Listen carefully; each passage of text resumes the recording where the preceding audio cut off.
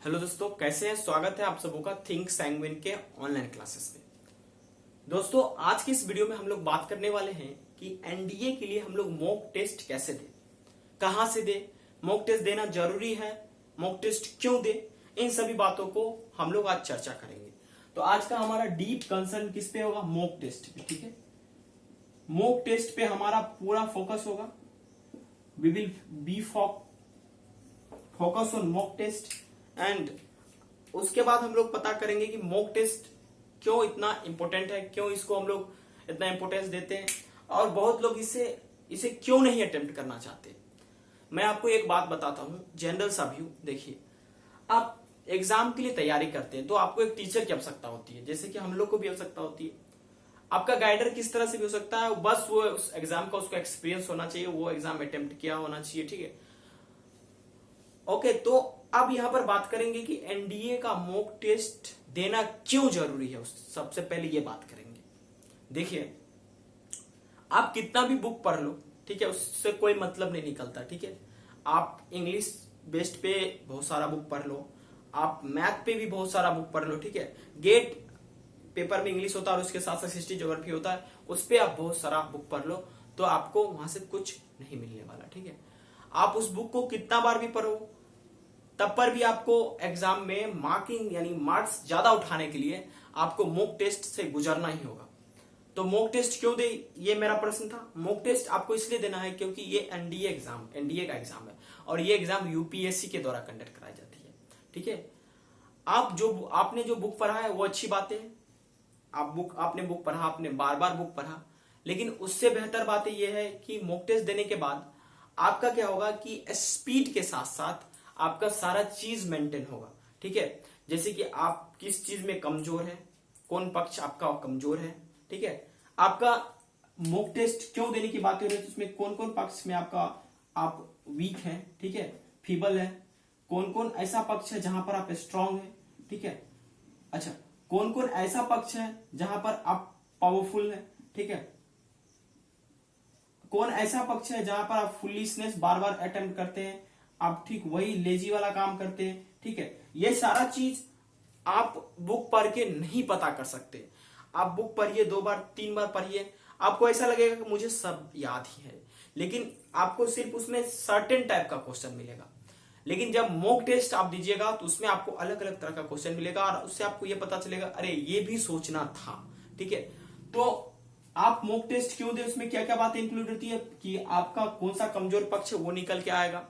ठीक है, आपका सबसे स्ट्रॉन्ग पॉइंट क्या है वो निकल के आएगा। ठीक है, आपका जो पावरफुल, जो यानी मजबूत एक पक्ष था, एक जो है शक्ति वाला पक्ष कि जो आपका कभी गलत ही नहीं होता है। ठीक है, एक वो भी आपका उसमें निकल के आएगा और एक पक्ष जो है आपका लेजीनेस निकल के आएगा कि आप क्या लेजीनेस कर रहे हैं पेपर में। ठीक है, तो अब बात करते हैं कि इन सब चीजों को सुधारेंगे कैसे। ठीक है, तो इन सब चीजों को हम लोग मॉक्स को अटेम्प्ट करके सुधारेंगे। ठीक है, अब ये भी बात आता है कि मॉक कहां से दे, है ना, ऑफलाइन दे या ऑनलाइन दे मॉक। ठीक है, वो भी बात करेंगे।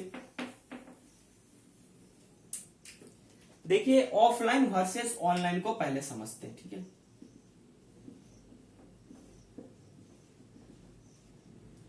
दूसरा समझेंगे टाइमिंग वर्सेस नॉन टाइमिंग।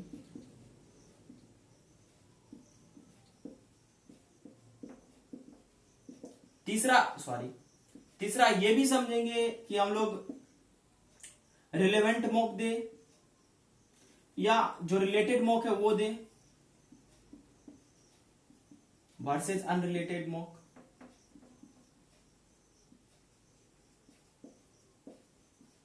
चलिए, तो अब बात आता है कि मॉक टेस्ट किस तरह से दे।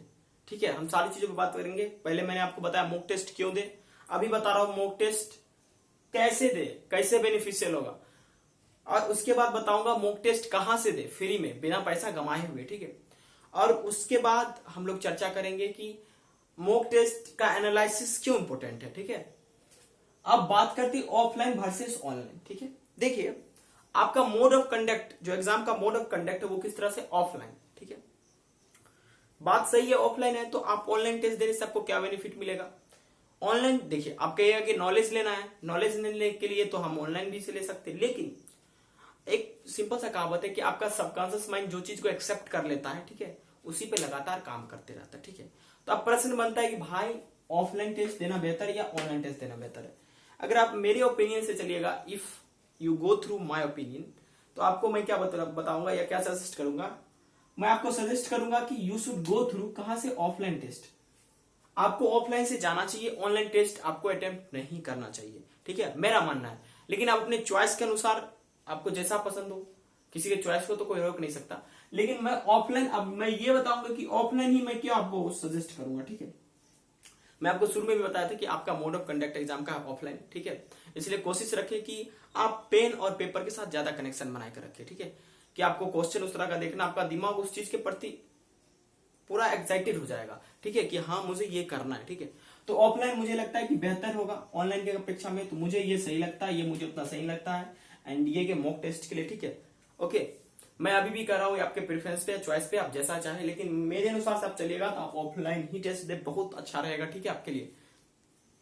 दूसरा बातें होती है टाइमिंग वर्सेस नॉन टाइमिंग। क्या कि टाइमिंग और नॉन टाइमिंग में कैसे हम लोग मैनेज करें, यही सबसे बड़ा हमारा फियास्को का मेन रीजन होता है, हमारा फेलियर का मेन रीजन होता है कि हम लोग टाइमिंग को मैनेज नहीं कर पाते हैं, ठीक है, और हम धड़ल्ले मॉक टेस्ट को भी नहीं देते और बुक पढ़ते रहते, जिसकी वजह से हमारा टाइमिंग भी खराब हो जाता है एग्जाम में जाकर, ठीक है। तो क्या टाइमिंग पे टेस्ट दे या नॉन टाइमिंग पे टेस्ट दे, या जब फुर्सत मिले तभी टेस्ट दे, ठीक है।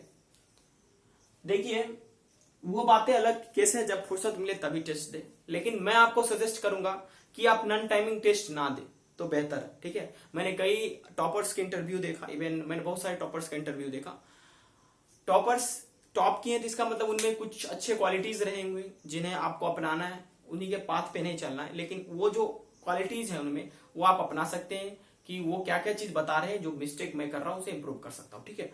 तो टाइमिंग और नॉन टाइमिंग में क्या करना है, आपको टाइमिंग में मॉक टेस्ट देना है। जैसे मान लेते हैं कि आपका एग्जाम 11 बजे से शुरू होता है, ऐसा हम मान लेते हैं, ठीक है, और जब 11 बजे से किसी कोई एग्जाम शुरू होता है, ठीक है, तो आप ये कोशिश रखें कि आपको दिन के 11 बजे ही उसका मॉक देना है, ठीक है, आप ये कोशिश रखें, ठीक है। लेकिन ऐसा होता है कि कई लोगों के साथ उनका स्थितियां काफी खराब होता है, तो उनके लिए मैं सजेस्ट करूंगा कि आपको जब टाइम मिले तो आप मॉक टेस्ट दें। लेकिन जो स्टूडेंट फुल्ली डेवोटेड है कि मुझे एनडीए निकालना है, तो वो टाइमिंग पर ही मॉक टेस्ट दे, ठीक है, ये आपके लिए बहुत ही बेनिफिशियल होगा, ठीक है। तीसरे पहलू पे बात करते हैं रिलेटेड मॉक और वर्सेस अनरिलेटेड मॉक, ठीक है।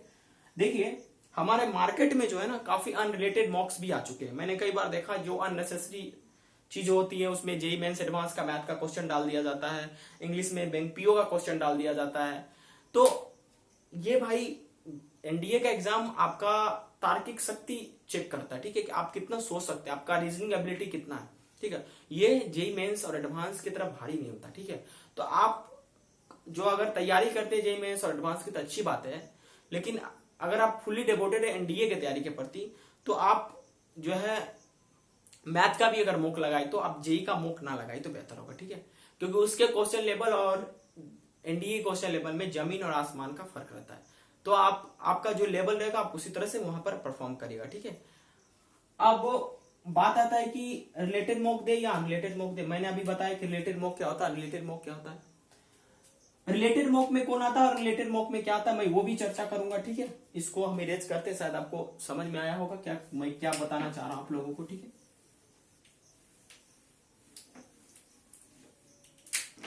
देखिए रिलेटेड मॉक और अनरिलेटेड मॉक क्या होता है।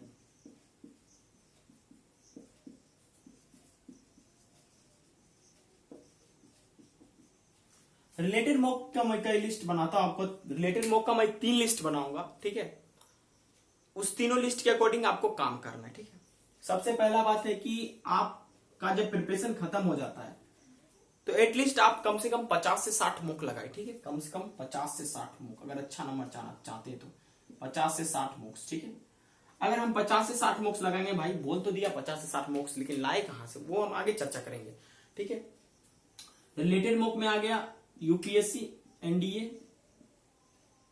ठीक है, प्रीवियस ईयर पेपर, ठीक है, यानी कि 2009 से लेकर 2019 सेकेंड तक ये आपका करीब करीब 22 हो जाता है, ठीक है दोस्तों, 22 मॉक हो जाता है। ओके, मैं एक थिंकिंग के अनुसार आपको बता रहा हूं कि ये 22 मॉक होगा, आप कैलकुलेट कर सकते हैं 2009 से 2019 तक, ठीक है। ये मैं एक रफ आइडिया दे सकता हूं, ठीक है, देता हूं। और दूसरा ये है कि ये तो आपका प्रीवियस ईयर मॉक हो गया, ठीक है, ये पहले इंपॉर्टेंट है। और दूसरा है 10 प्रैक्टिस सेट आता है एनडीए का, ठीक है, ठीक है। ये दोनों के लिए मॉक के लिए सही है आपका, क्या कहते हैं, गेट पेपर और मैथ्स के लिए, ठीक है। ये आपका जो सोर्स है ये आपको फ्री में मिलने वाला है, ठीक है। ये रिलेटेड मॉक है, किस तरह का सोर्स है, रिलेटेड मॉक, ठीक है।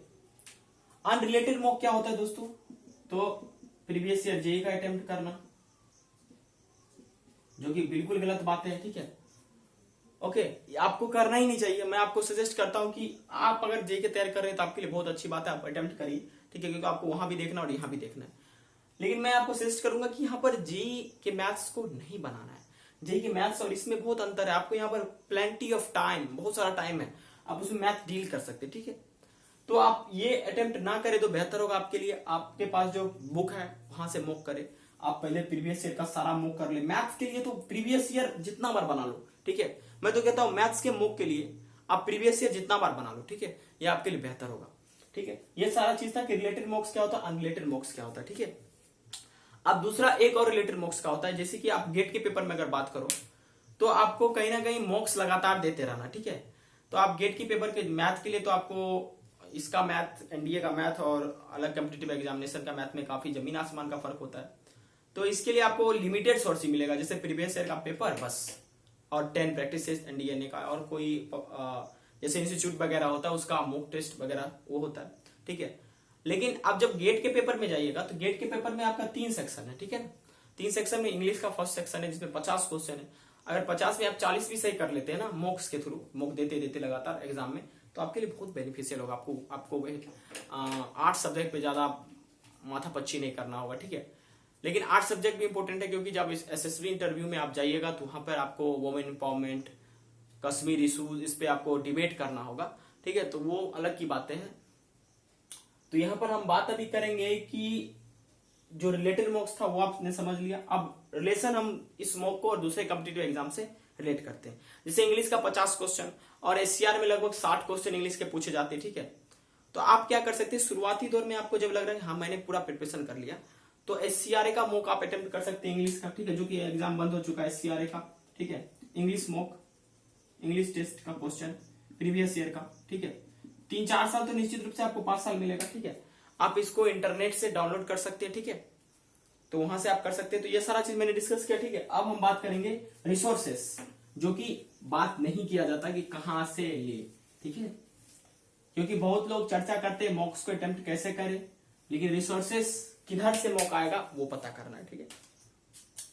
देखिए आप गेट के मॉक में हम सेपरेट कर देते हैं, ठीक है। गेट के मॉक में इंग्लिश का, ठीक है, और आर्ट्स का और साइंस का, ठीक है, और करंट अफेयर्स का, सीए, ठीक है।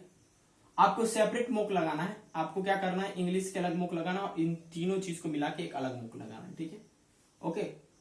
इंग्लिश के लिए आप क्या कर सकते हैं, पहले तो आपको कहां से जाना है दोस्तों, सबसे पहले आप यूं करें कि जब आपका प्रिपरेशन इंड होता है, एग्जाम करीब ना होता है, मान लीजिए कि आप 8 महीना की तैयारी कर रहे हैं और आपको 4 से 5 महीना में आपका पूरा सब्जेक्ट खत्म हो गया, ये लगभग यानी कि बहुत इसका जो मेजर पोर्शन है इंग्लिश का आपने कवर कर लिया, तो आपको मॉक सबसे पहले कहां से देना शुरू करना चाहिए थे, एससीआरए का। एससीआरए प्रीवियस ईयर का 3-4 साल का पेपर है, तो आप एक सप्ताह में दे सकते हैं, ठीक है, क्वेश्चन पेपर। अब ये मिलेगा कहां से, तो ये जो है आप इंटरनेट पे जाइए, सिंपली वहां पर सर्च करिए SCRA previous year GATE paper download, ठीक है। तो वहां से आप जब सर्च करिएगा तो आपको लिस्ट आ जाएगा, उसमें से आप प्रत्येक प्रीवियस ईयर को डाउनलोड करके इंटरनेट से उसको निकलवा के पिंच करवा के उसी टाइमिंग में आप उसको टेस्ट दीजिए, ठीक है। 60 क्वेश्चन रहेंगे, ठीक है। दूसरा प्रीवियस ईयर एनडीए का सेपरेट इंग्लिश का 50 क्वेश्चन जहां तक रहता है आप 5-10 पेज में उसको निकलवा लीजिए और टेस्ट दीजिए। आपका मेन जो पोर्शन है इंग्लिश ही कवर करता है, ठीक है। अगर आप इंग्लिश का अच्छा से प्रिपरेशन करेगा तो आपका एग्जाम में 150 जो क्वेश्चन उधर होता है 600 मार्क्स का, ठीक है, उसमें आप अच्छा स्कोर करिएगा, ठीक है। तो आप प्रीवियस ईयर एनडीए का कहां से 2009 से 2020 तक जो भी जहां पर है, तो 22 से 23 मॉक होता है। 23 मॉक ये हो गया, 4 मॉक आपका ये हुआ 27 मॉक, ठीक है। और उसके बाद तीसरा जो आता है दोस्तों वो होता है 10 प्रैक्टिस सेट। वो एनडीए और एनए का जो आता है अरिहंत पब्लिकेशन का, उसमें आपको इंग्लिश का 10 मॉक्स मिलेंगे, उसको भी आप कर सकते हैं मंगवा के, ठीक है। और चौथा यह है कि हम लोग, हमारा टीम थिंक सैंग्विन जो है आपको बहुत जल्दी ही मॉक टेस्ट का पेपर देगी लेकर, ठीक है। कम से कम ये 20 से 30 मॉक बिल्कुल फ्री होगा, ठीक है। हम लोग इस अभी मॉक का जो है तैयारी कर रहे हैं, ठीक है। आपको फेसबुक पेज पे मॉक मिल जाएगा, ठीक है। आप उस पेज में रहेगा, आप उसे निकलवा लीजिएगा, हमारी टीम उस पर काफी मेहनत कर रही है। तो हम 30 मॉक देंगे, जो कि इंग्लिश का मॉक होगा 50 क्वेश्चन का, और विश्वास कीजिए वो सारा मॉक्स जो होगा आपके एग्जाम से रिलेटेड ही होगा, उससे बाहर कुछ भी नहीं होगा। तो ये सारा चीज था, यानी कि 30 मॉक अगर हम देते हैं, 30 22 मॉक, ये कितना हो गया दोस्तों 52, और 52 और 4 56, और ये 56 मॉक्स आपके लिए काफी है, ठीक है। अब इसके लिए बात करते हैं आर्ट्स के लिए। इंग्लिश के मैंने बता दिया कि मॉक कहां से अटेम्प्ट करें, कैसे मॉक अटेम्प्ट करें। प्रीवियस ईयर का जो एनडीए था वो भी आप यूपीएससी एनडीए यानी यूपीएससी के वेबसाइट से डाउनलोड कर सकते हैं, ठीक है। अब आर्ट्स की बात करते हैं, आर्ट्स, साइंस और करंट अफेयर, ये सारा मिला के आपका 100 क्वेश्चन कैरी करता है, ठीक है। आप इसमें बहुत ही ज्यादा हार्ड नहीं पूछा जाता, आपको बेसिक एनसीईआरटी बुक पढ़ना है, जैसे मॉडर्न इंडिया, बिपिन चंद्रा, मैंने बुक लिस्ट बताया है आपको, उसमें आप जाके देख सकते हैं। इसके लिए आप क्या करें कि मार्केट में जो भी करंट अफेयर्स का एमसीक्यू आता है, या इंटरनेट पे जो भी करंट अफेयर का एमसीक्यू आता है, उसे बार बार अटेम्प्ट करने की कोशिश करें, और डेली अपडेटेड रहे, और कोशिश करें डिफेंस के जो मॉक हैं, डिफेंस लाइन के जो हमारे करंट अफेयर्स हैं उन्हें ज्यादा कवर करें, ठीक है। जैसे कि अभी कौन जो है सीडीएस का चीफ बना है, ये वगैरह, कौन सा भी हमारा इंडिया डील कर रहा है, एक्वायर कर रहा है, कौन सा राफेल के साथ क्या रिलेशन है, तो ये सारा चीज, कौन इक्विपमेंट का क्या नाम है, किसका रेंज कितना है, ठीक है। तो आप जब फ्री रहे तो इस तरह से करंट अफेयर में आप चेकआउट कर सकते हैं कि कहाँ पर एनडीए का सेंटर है, या कहाँ पर हमारा एयरबेस सेंटर है, एयरफोर्स डे कब मनाया जाता है, और क्या कहते हैं मोटोज वगैरह क्या है, जैसे एनसीसी का मोटो होता है, एयरफोर्स का मोटो होता है, सारा वो सब भी आपको धीरे धीरे करंट अफेयर से देखकर रेगुलरली अपडेट रहना है, ठीक है। तो इसके लिए आप एमसीक्यू अटेम्प्ट करें, बहुत सारा ऐसा वेबसाइट है, ठीक है, जैसे आप एमसीक्यू अटेम्प्ट कर सकते हैं, ठीक है। आप उनको इंस्टाग्राम पर फॉलो कर सकते हैं, और डिफेंस रिलेटेड न्यूज भी आप इंटरनेट पे आप डालिएगा, डिफेंस रिलेटेड न्यूज, ठीक है। तो वहां से आपको न्यूज निकल के आएगा, वहां से उसको डेली बेसिस पे रीड करिए, ठीक है। बहुत अच्छा, बहुत सारे अभी लोग काफी मदद करने में आगे आ रहे हैं, ठीक है। तो ये आपका हो गया। साइंस के लिए आप क्या करें, बेसिक बुक पढ़ें, और बुक पढ़ने के बाद आप जो है एनडीए का प्रीवियस ईयर का एमसीक्यू ही करें, उससे ज्यादा ना करें। क्या करें आप, एनडीए का प्रीवियस ईयर का एमसीक्यू का अपने मन से टेस्ट दे। पहले आप फिजिक्स, केमिस्ट्री, बायोलॉजी अच्छा से पढ़ ले, 2-3 बार 5 बार उसका नोट्स बना ले, ठीक है। और उसको जो है मॉक के रूप में करने के लिए आप जो है जैसे मोबाइल में ही देखकर उसका एमसीक्यू डाल दे, नहीं तो आप जो बुक लिए उसमें प्रीवियस ईयर का उसमें से एमसीक्यू बनाए, ठीक है। तो वहां से आपको पता चल जाएगा कि क्या आखिर पूछा जाता है, ठीक है। ठीक उसी तरह से आर्ट्स है, आर्ट्स में हिस्ट्री इंक्लूड होता है, ठीक है, पॉलिटिकल साइंस इंक्लूड होता है, ज्योग्राफी इंक्लूड होता है, और इकोनॉमिक्स इंक्लूड होता है। इसमें आप हिस्ट्री और ज्योग्राफी, पॉलिटिकल साइंस को छोड़ दें और इकोनॉमिक्स को छोड़कर इसको आप एससीआरए का प्रीवियस ईयर मॉक से आप कर सकते हैं। इसमें भी आपको 4 से 5 मिल जाएगा मॉक्स। सेपरेट करके आपको निकलवा लेना हिस्ट्री और ज्योग्राफी का। मैंने पॉलिटिकल और इकोनॉमिक्स का क्यों नहीं सजेशन दिया, क्योंकि ये जो है पॉलिटिक्स और इकोनॉमिक्स, इसमें चेंजेस होते हैं हर साल, ठीक है। लेकिन आप अगर इसका भी मॉक देंगे तो आपको एक रफ आइडिया लग जाएगा कि पार्लियामेंट, लोकसभा, राज्यसभा, ठीक है, प्रेसिडेंट इलेक्शन, इन सब चीजों से ज्यादा क्वेश्चन पूछा जाता है, ठीक है। तो आप पॉलिटिकल साइंस, ज्योग्राफी के लिए, आप पॉलिटिकल साइंस के लिए कोशिश करें कि लक्ष्मीकांत सर का एक बुक आता है, ठीक है, इंडियन पॉलिटी, और इसके साथ ऑब्जेक्टिव इंडियन पॉलिटी खरीद ले, ठीक है। 2 बुक आप खरीद ले, ठीक है। आप इसमें आपका एमसीक्यू और टेस्ट भी कवर हो जाएगा, ठीक है। और अपडेटेड है, जैसे कोई अमेंडमेंट होता है, जैसे आर्टिकल 370 हटा वगैरह, और उसके बाद क्या कहते हैं, जैसे टिकटॉक का बैन हुआ, वो कौन सा आर्टिकल के अंतर्गत उसको बैन किया गया, ठीक है। ये सारा चीज अभी ट्रेंडिंग में है, तो आप ट्रेंडिंग चीजों को पॉलिटिक्स से जोड़ने की कोशिश करें, यानी पॉलिटिकल साइंस से जोड़ने की कोशिश करें। और आपको पॉलिटिकल साइंस के लिए लक्ष्मीकांत और ऑब्जेक्टिव इंडियन पॉलिटी ही से पढ़ना है। ज्योग्राफी के लिए आप जो क्या करें, कोई भी मैप वाला बुक खरीद ले और उसको आप पूरा पढ़ने की कोशिश करें। जैसे डैम्स वगैरह का नाम हो गया, वो आप डेली एमसीक्यू पर उसको बनाए, डैम्स का नेम हो गया, उसके बाद क्या कहते हैं टाइगर रिजर्व हो गया, वाइल्ड लाइफ सेंचुरीज हो गया, बहुत सारी चीजें, जैसे कि माउंटेन्स हो गया, फॉल्ट माउंटेन्स हो गया, ये सब चीजों को आपको लिस्ट बना के आपको रिमेंबर रेगुलर बेसिस पे करना है, ठीक है। और इसके मॉक के लिए आप क्या कर सकते हैं कि प्रीवियस ईयर का आपका एनडीए का जो ज्योग्राफी का क्वेश्चन पूछा गया वहां से आप इसको अटेम्प्ट कर सकते हैं। ठीक है, तो ये एक तरीका, ठीक है। तो ये सारा तरीका था मैंने जिसके थ्रू आपको बताया कि मॉक टेस्ट कहां कहां से हम लिख सकते हैं। ठीक है, अब बात आता है कि मॉक टेस्ट देने के बाद एनालिसिस कैसे करें। ठीक है, एनालिसिस ऑफ मॉक टेस्ट। ठीक है, देखिए मॉक टेस्ट आप जब भी देते हैं ना, अगर आप उसका एनालिसिस नहीं करिएगा तो आपका सारा मॉक टेस्ट बेकार हो जाएगा। ठीक है, जैसे आपने इंग्लिश का मॉक दिया, जब इंग्लिश का आपने मॉक दिया एनडीए के लिए, तो वहां पर आपको जैसे भी मॉक दिया, इंग्लिश का मॉक दिया, जैसे कोई वर्ड आया तो हम उसका रिलेटेड वर्ड नहीं देखेंगे। ठीक है, तो वहां पर गड़बड़ हो जाएगा। ठीक है, जैसे कि बहुत स्टूडेंट क्या करते हैं, कंप्रिहेंशन बनाते हैं, उसमें जो हार्ड वर्ड रहता है उसको छोड़ के चलते हैं। तो आप रिमेंबर करिए 2009 का जो पेपर था उसमें एक वर्ड आया था प्रैग्मेटिक। ठीक है, कंप्रिहेंशन में। तो मैं जब प्रिपरेशन कर रहा था उस दौरान मेरा आदत था कि कंप्रिहेंशन का भी वर्ड जो मुझे हार्ड लगता था उसे मैं मार्क करके उसका मीनिंग देख लिया करता। तो आपको वो क्या करना है, आपको एनालिसिस के थ्रू आपको कंप्रिहेंशन का भी वर्ड देखना है, सेंटेंस अरेंजमेंट में जो वर्ड है वो भी देखना है कि आपसे अरेंज क्यों नहीं हुआ। ठीक है, तो आपको वहां से पता चल पाएगा कि फिर एनालिसिस करते वक्त में आप उसको क्या करिए, एक शॉर्ट नोट्स बनाइए। ठीक है, जैसे कि हम लोगों ने डिस्कस किया कई सारे वर्ड, जैसे हमारा हो गया ऑडेसिटी हो गया, तो उसका मतलब बोल्डनेस हुआ, उसका मतलब डॉग्ड हो गया, मतलब किसी चीज पर अटकते रहना। ठीक है, मतलब दुस्साहस करना। ठीक है, तो उसके लिए करेज हो गया वर्ड। ठीक है, तो आप इसको जो वर्ड आपसे ना हो रहे तो उसे आप नोट करिए कहीं पर और टाइम टू टाइम उसको रिवाइज करते रहिए। ठीक है, तो एनालिसिस का सीधा सा मतलब है कि आपने मॉक टेस्ट में जो भी गलतियां की, और बहुत सारी गलतियां होती है, जैसे कि एनालिसिस में क्या होता है कि हम लोग रॉन्ग अटेम्प्ट ज्यादा ले लेते हैं। ठीक है, और तुक्का मार के ज्यादा जाते हैं, जैसे तुक्का मारा। ठीक है, कि हम लोग अंदाज पे जैसे कहते हैं कि ये ऑप्शन है, 4 ऑप्शन में है, तो अरे ये कोई भी ऑप्शन नहीं पता, चलो यही होगा। नहीं, एक ऐसा होता है कि 4 ऑप्शन रहता है जिसमें हमको पता रहता है कि भाई ये तो पक्का है कि ये 2 ऑप्शन नहीं होगा, इसी दोनों में से कोई होगा। तो आपको इसमें रिस्क बिल्कुल नहीं लेना, आप इसमें रिस्क ले सकते हैं, और जो क्लोजेस्ट है उसमें रिस्क ले सकते हैं। लेकिन आपको लग रहा है कि नहीं, अगर ऐसा करने पर हम 10 क्वेश्चन में रिस्क ले रहे हैं तो आप एक को भी अटेम्प्ट ना करें। ठीक है, तो ऐसा पॉसिबिलिटी हो सकता है कि 10 में 5 सही और 5 गलत हो, तो आपका मॉक खराब हो जाएगा। देखिए, हमेशा कोशिश रखिए कि उन वर्ड को ही मार्क करिए जिसपे आप फुल्ली कॉन्फिडेंस है, आपको पूरा ग्रास्प, आप उसका नॉलेज है आपको पूरा। ठीक है, तो उसी पे आप अटेम्प्ट करिए। ठीक है, तो आप मगअप के थ्रू नहीं जाइए। और पहली बात की रॉन्ग अटेम्प्ट को करेक्ट करने की कोशिश करिए। मान लेते हैं कि पहली बार आपने मॉक दिया 50 इंग्लिश का क्वेश्चन में। ठीक है, उसमें आपका क्या हुआ कि मात्र 30 सही हुआ, मात्र 20 सही हुआ। तो भाई 20 सही हुआ, आपने अटेम्प्ट कितना किया, 40 किया, तो 20 गलत क्यों हुआ, 20 रॉन्ग क्यों हुआ। ठीक है, इसका कारण आपको ढूंढना है। तो 20 रॉन्ग में आपका अगर सिनोनिम्स और टोनिम्स रॉन्ग हो रहा है बार बार, तो इसका मतलब ये हुआ कि वो पक्ष आपका कमजोर है, तो उस पक्ष पे आपको मेहनत करना चाहिए। ठीक है, तो इस तरह से आप मॉक देख सकते हैं। और क्या होगा कि आप जितना बार भी मॉक अटेम्प्ट करिएगा आपको नया नया वर्ड मिलेगा। देखिए, ये निश्चित है क्योंकि सिनोनिम्स एंटोनिम्स है, तो सबको